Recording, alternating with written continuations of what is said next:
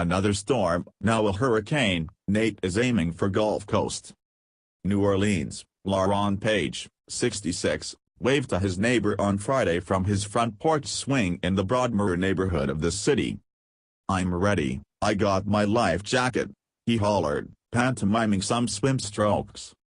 New Orleans residents like Mr. Page were keeping an eye on Tropical Storm Nate, the latest system of this busy Atlantic hurricane season. It strengthened into a hurricane on Friday night and could hit the Gulf Coast late Saturday or early Sunday. While forecasters believe that the brunt of the storm will slide east of New Orleans, Mr. Page was taking no chances and stockpiled bottled water, batteries and ready-to-eat food. "And yet, I really don't think that this storm, Nate, is anything to be scared of," he said with the confidence of someone who has endured more than 6 decades of hurricane seasons. What did worry him, though, was the water that will fall and accumulate, and might not move for a while.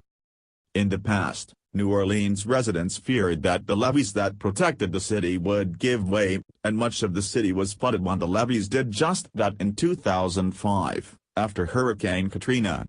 Now concerns have shifted to the city's antiquated and hobbled interior drainage system, which has been plagued by breakdowns. Continue reading the main story. Related coverage. Tropical Storm Nate expected to hit Gulf Coast as a hurricane October 5, 2017. How hurricanes skewed September's job numbers October 6, 2017. With the city relying on a network of century-old pumps, the malfunctions have left it vulnerable to flooding from even ordinary rainstorms. Now the system may have to reckon with the hurricane. The authorities in Central America have blamed Nate for at least 22 deaths, and the storm moved quickly toward the United States on Friday. It was expected to be well into the Gulf of Mexico by Saturday morning, taunting and frustrating forecasters. Even as the outlook became more refined, the storm's strength seemed to be its central mystery. Nate's sustained winds increased late Friday to hurricane force, 74 miles an hour or faster, and a growing number of forecasting models suggested that the system would ultimately arrive along the coast as a Category 1 hurricane. The storm was just above the minimum for a hurricane on Friday night, but with Nate poised to spend Saturday traversing hundreds of miles of warm Gulf waters that have a long history of strengthening storms, forecasters cautioned that Nate could become more powerful. Conditions appear favorable for continued strengthening up to landfall on the northern Gulf Coast, and Nate is expected to make landfall there as a hurricane, the National Hurricane Center in Miami said in one of its updates on Friday night. The forecasters warned of rapid intensification. While the authorities remained uncertain of just how strong Nate would become, they were becoming more confident about where it would go, and they feared it would bring a storm surge that could be life-threatening. Officials said the eyewall of the storm was likely to pass over, or very near, southeast Louisiana before moving toward the Alabama and Mississippi coasts. A hurricane warning was in effect for parts of Alabama, Louisiana, and Mississippi, and the authorities posted a hurricane watch for a stretch of the Florida Panhandle. No hurricane has made landfall in Louisiana since 2012, when Hurricane Isaac moved ashore near the mouth of the Mississippi River. Mississippi has gone even longer without a hurricane landfall, its last was Katrina, in 2005. I would ask the public not to look at the center of circulation, not to guess where the storm is, said Lee Smithson, the executive director of the Mississippi Emergency Management Agency. This storm will impact the entire Mississippi Gulf Coast. Our plans are no good if the public does not heed the warnings that we're putting out.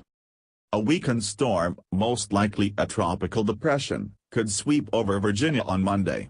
But before Nate reaches that part of the country, the Hurricane Center said, the storm was likely to produce notable rainfall totals from the Gulf Coast through southern Appalachia.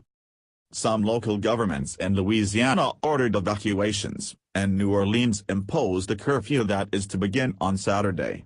New Orleans officials also said people would be allowed to park their cars on raised street medians, and officials warned that high winds could leave parts of New Orleans without power for up to a week. There will be standing water in the streets, warned Mayor Mitch Landrieu, who urged residents not to drive and has spent his waning months in office coping with the city's drainage troubles. The extent of problems were brought to light this summer, after a New Orleans City Council hearing that looked into the extensive flooding that followed a severe thunderstorm on August 5. After the storm dumped about 10 inches of rain, hundreds of cars and properties flooded.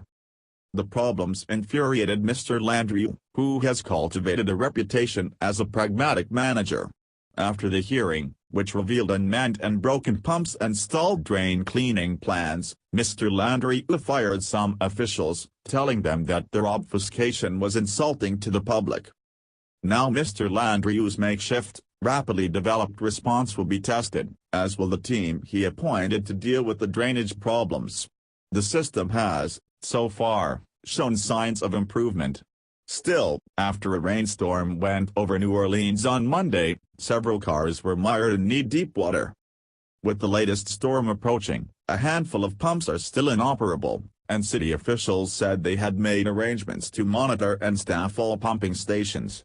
Even with additional personnel, supported by National Guard troops who were deployed to New Orleans ahead of the storm, the city will still face the challenge of running the system without a fully functioning network of steam turbines that provide power. They are likely to have little choice but to shut off some pumps in order to turn on others where the flooding could be more severe. During the rainstorm on Monday, Mr. Page said the water rose above the curb. That made him uneasy, especially because he had already used the tire iron to open his catch basin's heavy lid and clean out debris. He was hoping, even with weeks left to go in the hurricane season, that the crisis would be nearing its end. "It's getting too late for more hurricanes," he said. "It's October. Nate is going to be it. It'll be the last one." So this city hoped.